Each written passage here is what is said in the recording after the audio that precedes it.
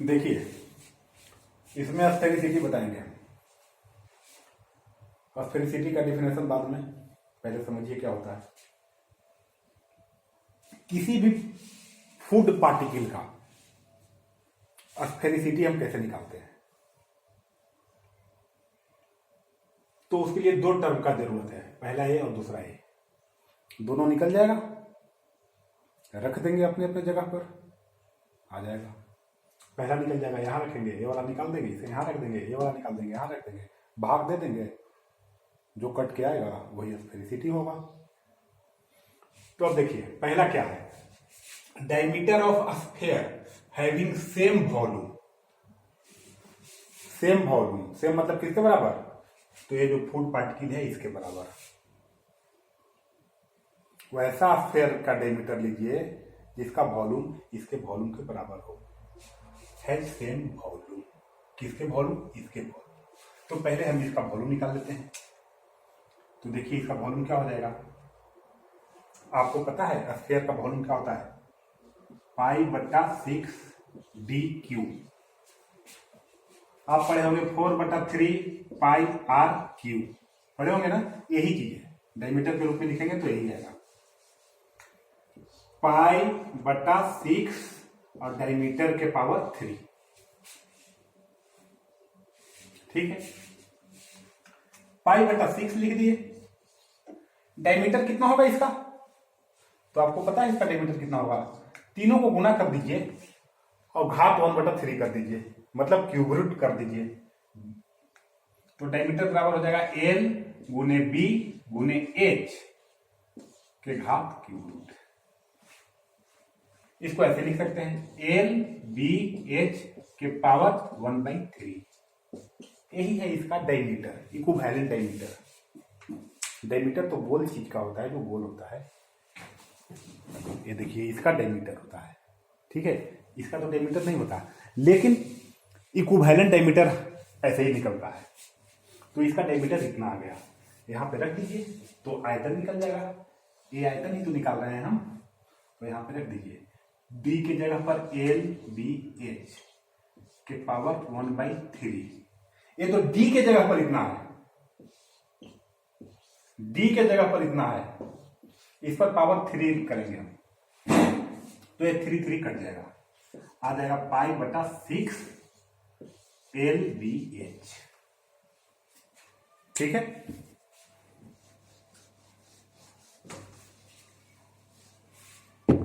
इसका कितना आ गया वॉल्यूम, इस वाले का वॉल्यूम π/6 LBH। ठीक है,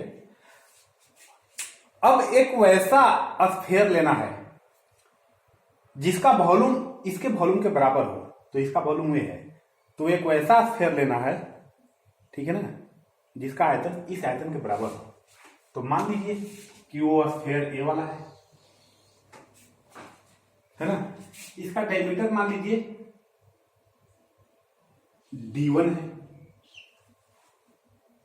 ठीक है, तो इसका वॉल्यूम कितना हो जाएगा, इसका वॉल्यूम भी लिखेंगे तो भी से आप कंफ्यूज मत होइएगा, इसका वॉल्यूम कितना होगा,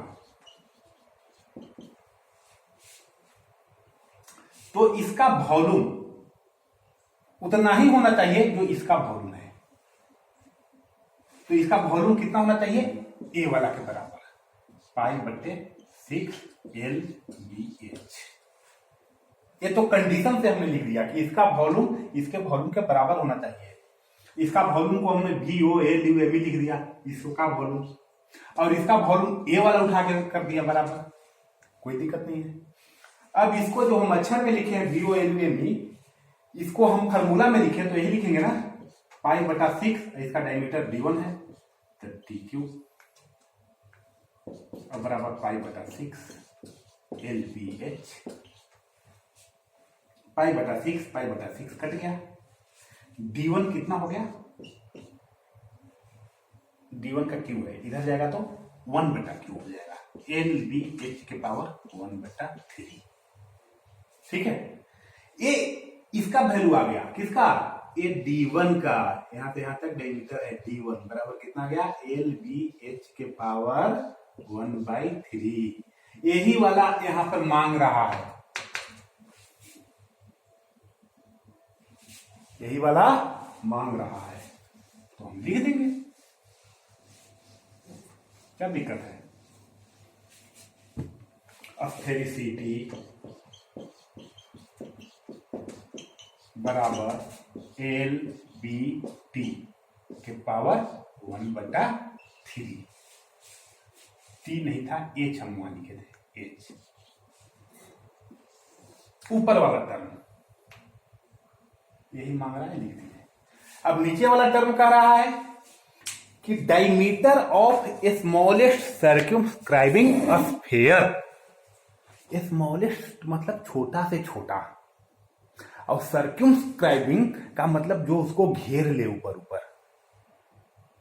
बताइए कितना बड़ा खोखला गोला हम ले आए, कितना बड़ा खोखला गोला ले आए जिसके अंदर जो हमारा एक फूड पार्टिकल था ना,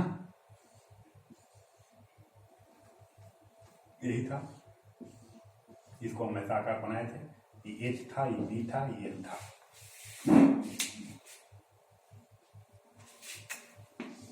कितना बड़ा खोखला गोला ले आए, इसी टाइप का कोई ना कोई हमको लाना पड़ेगा ना स्फीयर, जिसके अंदर इसको हम उठा करके डाल दे तो इसका ए वाला सिरा यहां पर आ जाए और ये वाला सिरा यहां पे आ जाए। ये फूड पार्टिकल हिलाने के बाद हिले नहीं, बिल्कुल कंपैक्ट करके बैठ जाए। अगर इससे बड़ा स्फीयर लेंगे हम तो हमारा फूड पार्टिकल अंदर में क्या है, हिलते रहेगा, और बड़ा लेंगे तो भी हिलेगा। छोटा से छोटा कितना लिया जाए, इतना, ताकि वो अंदर में कंपैक्ट हो जाए, और अगर छोटा ले लेंगे तो इसके अंदर जाएगा ही नहीं। तो स्मॉलेस्ट सर्कमस्क्राइबिंग स्फीयर का मतलब है छोटा से छोटा स्फीयर जो हमारे फूड पार्टिकल को ऊपर से आवरण के रूप में कवर कर ले और कंपैक्टेड फिट बैठ जाए। ठीक है, तो ये बताइए जरा आप कि इसको इसमें फिट बैठाना है, इसको क्या करना है, इसमें फिट बैठाना है, तो इसकी डायमीटर कितनी होनी चाहिए। कॉमन सेंस की बात है, इसकी डायमीटर उतना ही होनी चाहिए, यहां से लेकर के इस किनारे से लेकर के इस किनारे तक की दूरी उतनी ही होनी चाहिए जितनी इसकी लंबाई है। 3 डायमेंशन है, चौड़ाई, गहराई और लंबाई। तो तीनों में जो सबसे ज्यादा होता है उसको लंबाई कहते हैं। तो ये पूरी लंबाई ही तो इसमें फिट बैठनी चाहिए। फिट तो जो ऐसे है, जो हम ऐसे हाथ करके आपको बता रहे हैं, ये क्या है, यहां से लेकर के यहां तक की दूरी डायमीटर ही तो है इसका। और ये डायमीटर कितना होना चाहिए, तो इसके लंबाई के बराबर होना चाहिए। और इसी का डायमीटर, इसी का डायमीटर यहां पर मांग रहा है, ये नीचे वाला जो हर में है, डिनोमिनेटर में है, इसी का डायमीटर मांग रहा है। तो कॉमन सेंस से हम समझ गए कि इसका डायमीटर इसके लेंथ के बराबर हो जाएगा। तो लिख देंगे हम एल, यहां पर हम कैपिटल लिख दिए, स्मॉल है, ये भी स्मॉल है, एल। यही हो गया स्फेरिसिटी। कोई भी वस्तु दिया हुआ रहेगा ना, तो आप क्या करिएगा कि उसका लंबाई स्केल से नाप लीजिए, गहराई माप लीजिए और चौड़ाई माप लीजिए, गुना कर दीजिए, और गुना करके पावर एल गुने बी गुने एच पे गुना कर दीजिए और उस पर पावर 1/3 कर दीजिए। कैलकुलेटर की तो जरूरत पड़ेगी यहाँ। अगर साधारण है, मान लीजिए गुना करके 8 आ गया, 1/3 है तो 2 कर देंगे, लेकिन 9 आ गया गुना करके, तो आप कैसे करेंगे। कैलकुलेटर की जरूरत पड़ती है इंजीनियरिंग में। और नीचे में क्या रहेगा, एल। ठीक है ना, नीचे में लंबाई रख देंगे, काट कूट के आ जाएगा आंसर। इसी को कहते हैं स्फेरिसिटी, और कुछ नहीं है स्फेरिसिटी। ठीक है, टाइम है अभी इसमें। अब देखिए जरा आगे निकालना तो सीख ही गए, आगे देखिए, इसको याद रखिएगा, एल बी एच पावर 1/3 बटा एल है। ठीक है,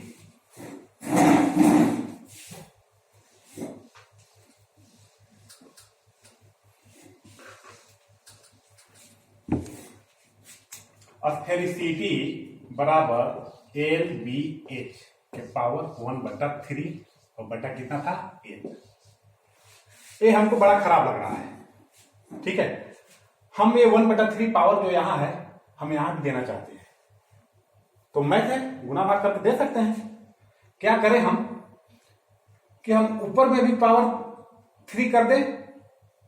नहीं, हम यहां पर 1/3 पावर देना चाहते हैं। यहां पर 1/3 है पावर, हम यहां भी ऐसे देना चाहते हैं 1/3, दोनों पर 1/3 रहे। हमको अच्छा नहीं लग रहा है, हम रखना चाहते हैं 1/3। तो यहां पर रखना चाहते हैं तो इसके लिए क्या करना पड़ेगा, हमको धीरे से LQ करना पड़ेगा, L पर पावर 3 अर्थात 1/3। बात तो वही हो गई कि 3 कट जाएगा, पहले ही वाला L है, ठीक है, लेकिन हमने ऐसे कर लिया। अब आगे आइए, इसको LBH लिख सकते हैं और इसको कितना लिख सकते हैं, LQ। पावर तो नीचे वाले पर भी 1/3 है, ऊपर वाले पर भी 1/3 है, तो क्यों नहीं इकट्ठे 1/3 दे दें।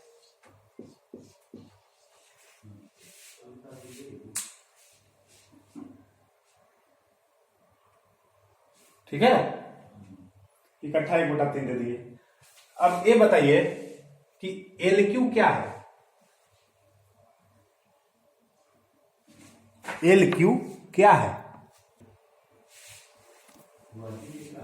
सॉरी, हम बताने वाले यहां पर कुछ और थे। देखिए, बताने वाले क्या थे,